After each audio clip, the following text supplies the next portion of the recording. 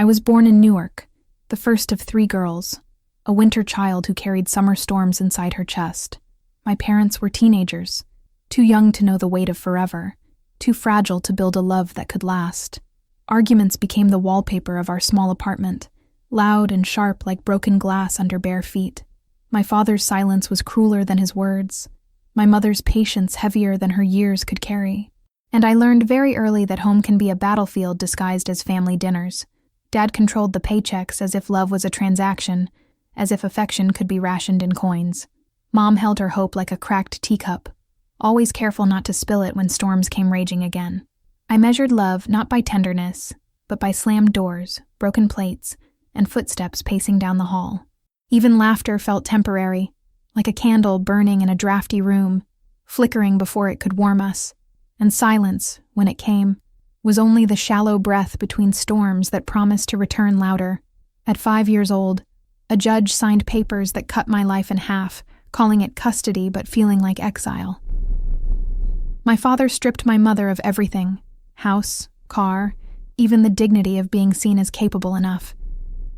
He won me and my sister not out of love, but as weapons against her, trophies of his vengeance. So we lived in his mother's house, in rooms that didn't smell of her, but carried her rigid rules. And though my grandmother gave us bread and shelter, my heart longed only for my mother's arms. Every weekend she would visit, wearing resilience like perfume, promising me that one day she would bring me home. Her smile always trembled at the edges, but her promise stitched itself into my pillow like a secret prayer. I counted her visits the way prisoners count days, marking time by moments of stolen tenderness. I believed her every word, because children must believe in something stronger than the walls around them, and her whispered "soon" was the lifeline that kept my tiny hands from letting go of hope entirely. When she finally won us back, life became small but alive again.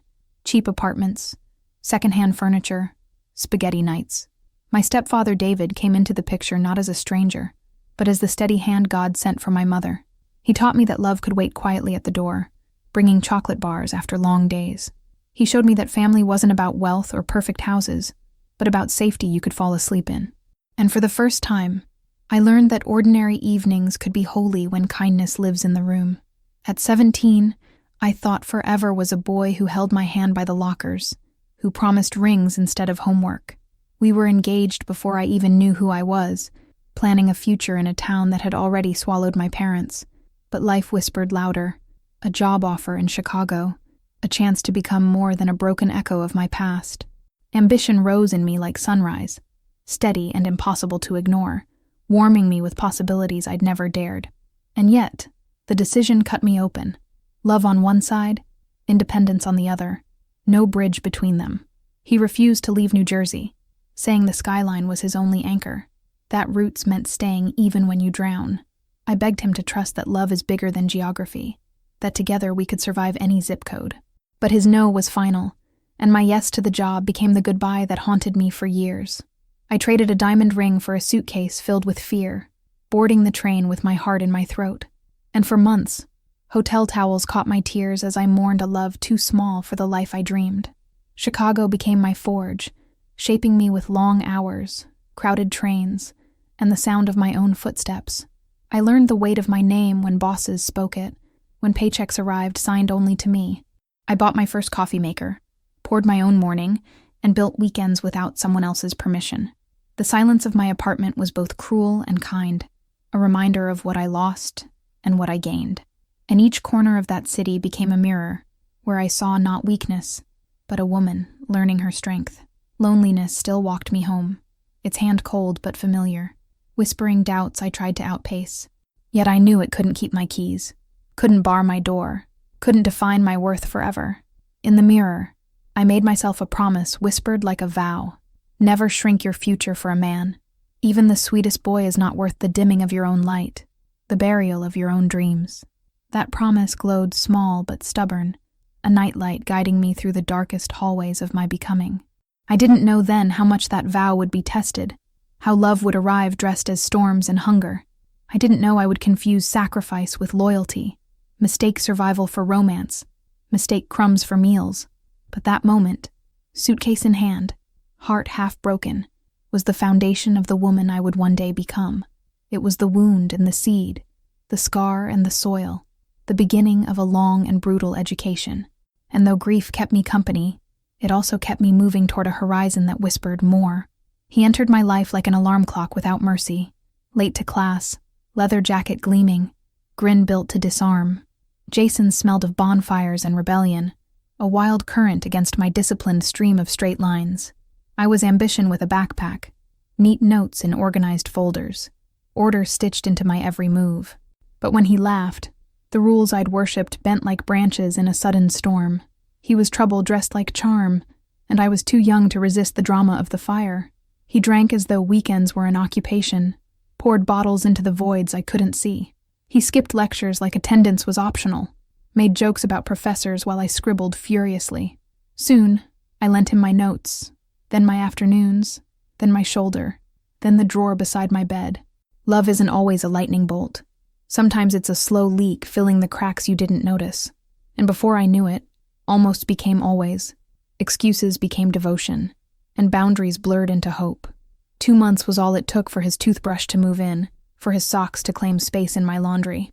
We played house with second-hand pans, burned midnight pancakes, and laughed until smoke filled the kitchen.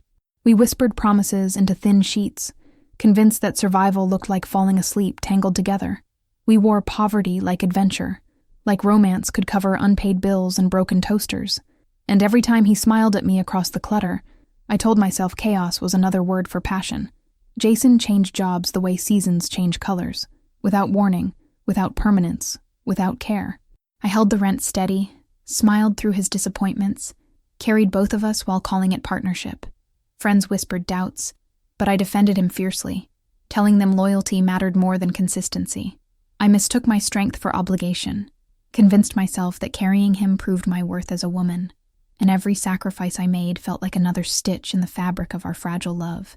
When my promotion came, his pride tilted dangerously, admiration bruised by insecurity he couldn't hide. He congratulated me with lips, but not eyes, jealousy shadowing the applause I craved from him. I saw panic disguised as laughter, bitterness behind every, "I'm proud of you." But I mistook my rescue mission for romance, thought healing him meant proving I was enough. And while I climbed ladders at work, I built cages at home, locking myself in with his storms.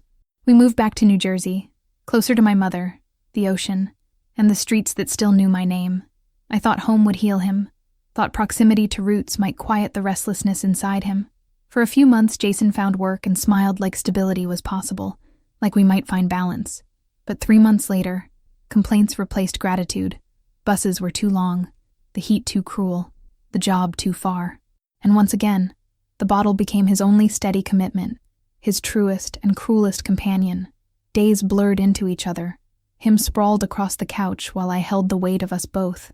The TV hummed lullabies of wasted hours, beer cans rolling like marbles under the table. I came home from work to chaos, laundry like landslides, dishes breeding anger in the sink. There was no dinner waiting, no warmth beyond the stench of alcohol, no partnership in the air, only silence heavy with resentment, and my shadow shrinking in corners he never noticed. When I tried to help, he threw words sharper than fists, knives I caught with my bare soul. "You work too much. You left me here. You abandoned me for your career," he accused. I wore guilt like an apron tied too tight, choking me as I stirred meals he never thanked. I served him patience until my plate was empty, fed him compassion while I starved for it myself. And still, I told myself this was marriage, that love meant carrying weight until it crushed you. His ultimatum came like a storm. Move back to the city, or this is over. I mistook surrender for sacrifice, convinced myself that retreat meant loyalty. I called HR again, cashed in years of hard work, and begged for another transfer. We packed our lives into boxes, shame tucked between sweaters and regrets. And I told myself I was saving a family, when I was only drowning slower. We slept in his mother's spare bedroom, the future folded into piles on the dresser. It was there, surrounded by faded wallpaper and old ghosts, that life whispered again. A small plastic stick with 2 lines, a heartbeat invisible but already real. My hand shook as I held the test, joy and fear twisting in equal measure. I was carrying more than his name now. I was carrying a second chance wrapped in fragile skin. Our son arrived on Jason's birthday. 2 candles on 1 cake. Destiny mocking me with timing too perfect. The hospital smelled like bleach and miracle. My body a battlefield.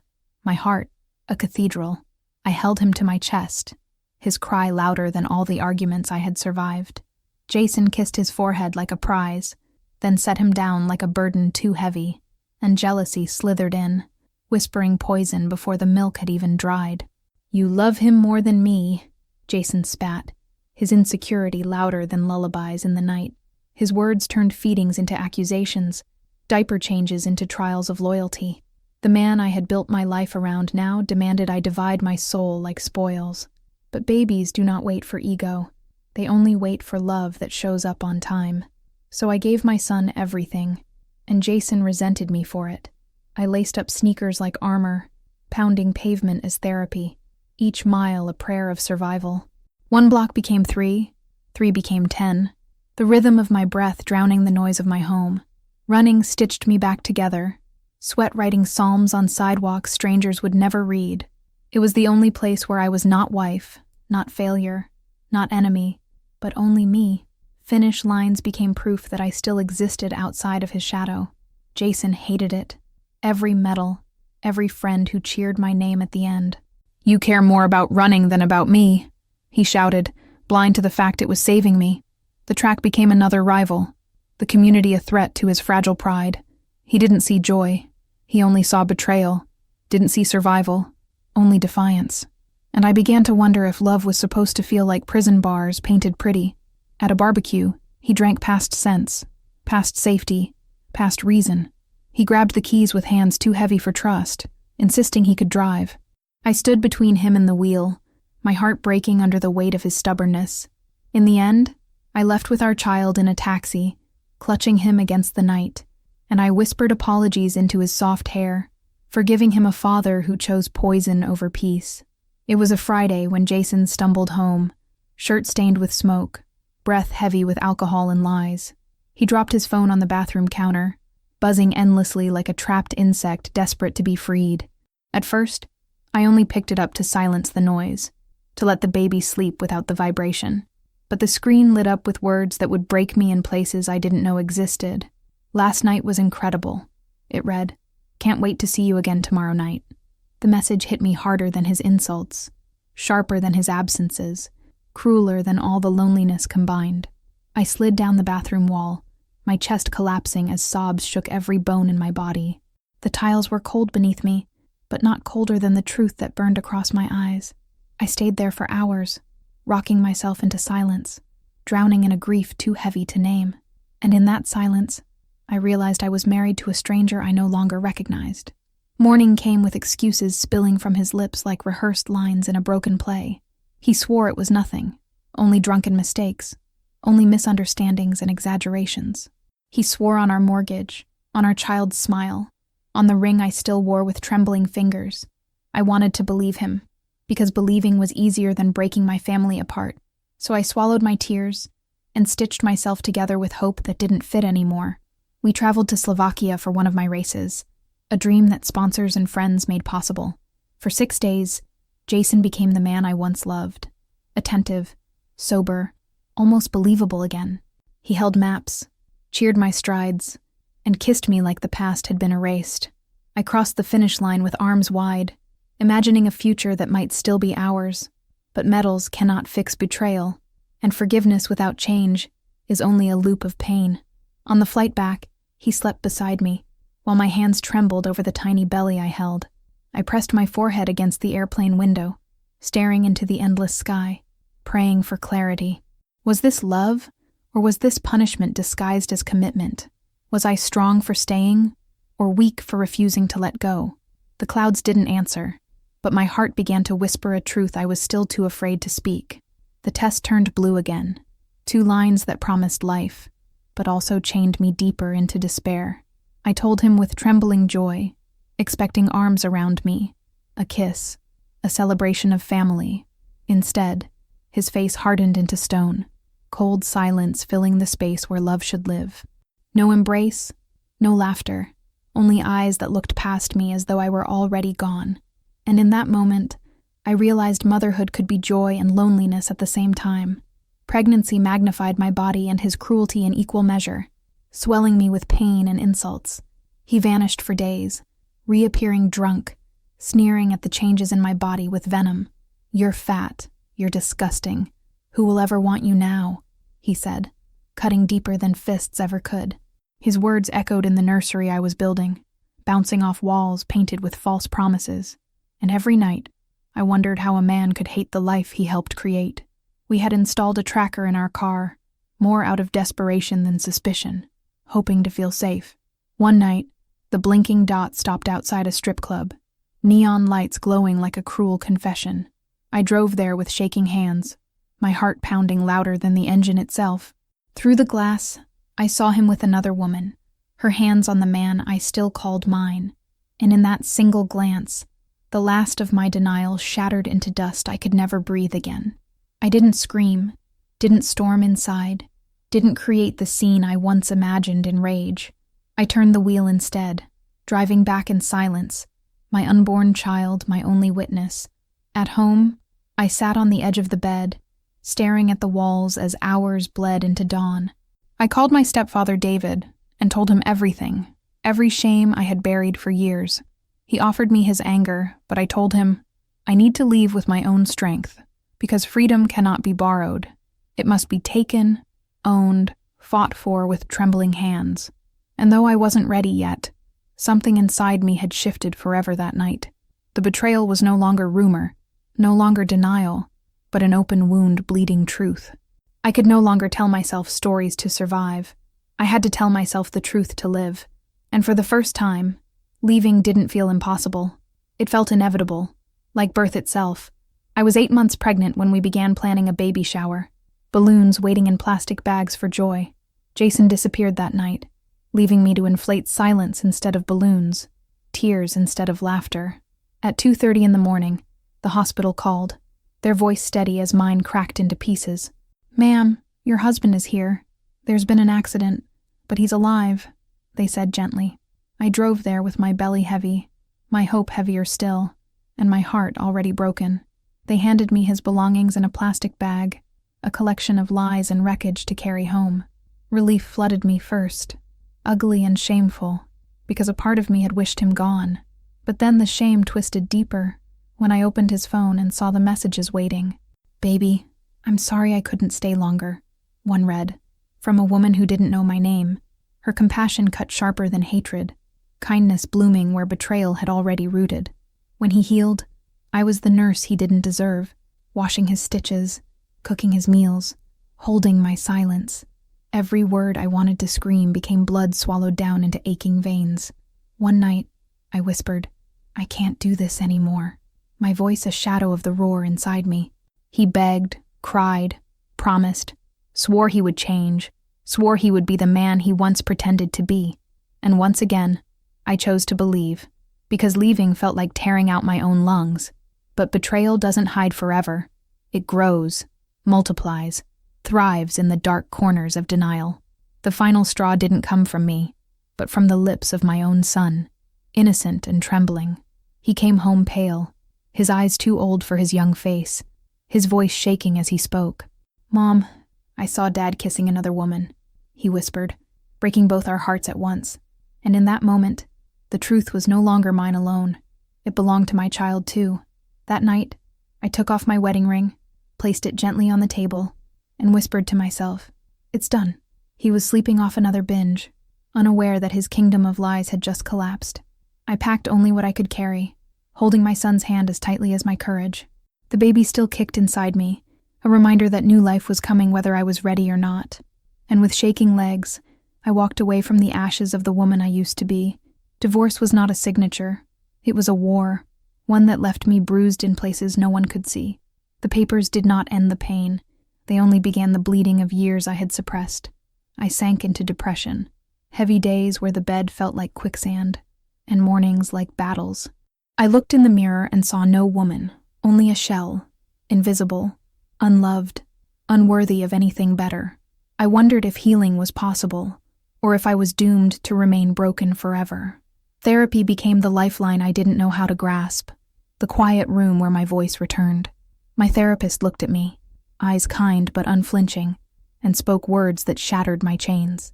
"Why fight to stay at a table where you are not welcome?" she asked softly but firmly. The question echoed louder than all of Jason's insults, louder than all of my excuses combined. For the first time, I realized I had mistaken crumbs for banquets, scraps for love. I learned that carrying someone else's chaos does not make me strong. It only makes me smaller. I learned that loyalty without respect is not devotion. It is self-destruction dressed as sacrifice. I learned that survival is not the same as living, that endurance is not the same as joy. And slowly, painfully, I began to let go of the woman who lived only for others. I began to meet the woman who deserved to live for herself. Days became lighter, though the scars remained, reminders that I had once danced with fire. I started running again, not away from pain, but toward freedom, each mile a step into rebirth. My children watched me smile again. Their laughter no longer echoes in a haunted house. We built small rituals of safety, pancakes on Sundays, bedtime stories whispered with peace, and every ordinary moment became extraordinary because it was ours, and it was safe. Freedom was not loud. It was quiet, steady, patient, like rain washing dirt from windows. I no longer needed to scream to prove I was alive. I only needed to breathe without fear. The woman I was becoming was not naive, not weak, not desperate for approval. She was scarred, yes, but scars are proof of healing, not of defeat. And for the first time, I began to believe I was worthy of more than survival. Months later, love found me again, not in chaos, but in kindness, not in storms, but in calm seas. Daniel entered my life not like an explosion, but like dawn, slow and steady, filling every corner with light. He didn't sweep me off my feet. He taught me how to stand taller on my own. He didn't ask me to shrink. He gave me space to breathe, to grow, to simply exist. And for the first time, love felt safe, not like fire, but like shelter from the rain.